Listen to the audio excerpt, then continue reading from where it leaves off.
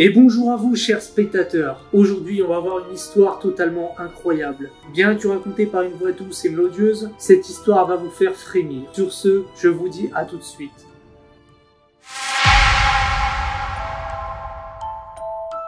Une jeune maman, vivant avec sa petite fille de 8 ans, passa un beau jour devant une boutique de vieux jouets.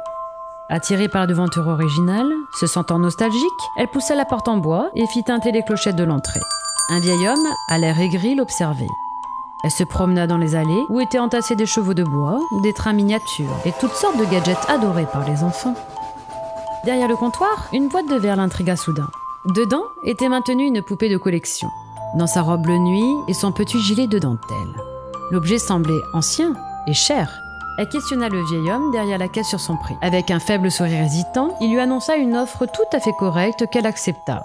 Heureuse d'avoir fait une si bonne affaire et certaine de faire plaisir à sa fille. Au moment où elle allait franchir la porte en bois pour sortir, le vieil homme déclara « Surtout, ne la sortez pas de sa boîte le soir. » Ces paroles avaient inquiété la jeune femme qui décida que le vendeur devait être un peu sénile et qu'elle n'allait pas gâcher la joie de son enfant en lui donnant ces instructions ridicules. En rentrant chez elle, elle tendit la boîte à la fillette qui fut heureuse de recevoir cette surprise. Cependant, les paroles du vieillard retentissaient dans la tête de la maman. Et par précaution, elle indiqua à sa fille de ranger sa poupée dans la boîte chaque soir et de la laisser en bas de l'escalier. Cette dernière acquiesça et partit jouer avec. Le soir, la petite fille suivit les instructions de sa mère au sujet de sa poupée et alla se coucher. Dans la nuit, elle fut réveillée. Quelqu'un parlait. Tendant l'oreille, elle se pencha vers la porte de sa chambre pour identifier la voix qu'elle entendait. C'était une petite voix cinglante qui chuchotait presque. En se concentrant un peu plus, elle arriva à décerner les paroles prononcées.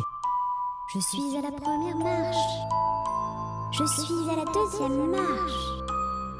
Je suis à la troisième marche. » Apeurée, elle eut, comme tous les autres enfants de son âge, le réflexe de courir dans la chambre de sa mère, qui l'invita à dormir avec elle, mais qui précisa que c'était la dernière fois. La fillette était déjà sujet à de nombreuses frayeurs nocturnes.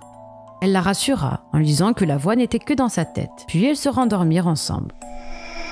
Le lendemain soir, à la même heure, son sommeil fut de nouveau perturbé par la même petite voix cinglante. « Je suis à la quatrième marche. Je suis à la cinquième marche. Je suis à la sixième marche. » Se cachant sous les draps de ses mains tremblantes, elle eut du mal à se rendormir. Le soir suivant, ce fut la même rengaine. « Je suis à la septième marche. Je suis à la huitième marche. Je suis à la neuvième marche. » Persuadée que cette voix fluette était celle de sa nouvelle poupée, elle vérifia le lendemain où son jouet se trouvait. Elle en parla à sa mère, qui lui expliqua en soupirant que non, une poupée ne pouvait pas parler et en plus qu'elle se trouvait là où elle l'avait rangée la veille, dans sa boîte, en bas de l'escalier. Le soir d'après, le phénomène se répéta. « Je suis à la dixième marche.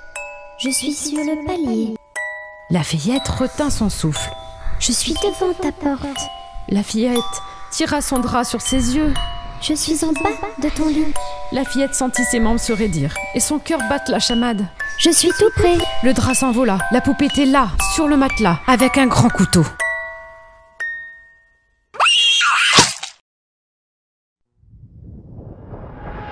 Là actuellement, je suis sûr que vous êtes en train de chasser toutes les poupées qu'il y a chez vous.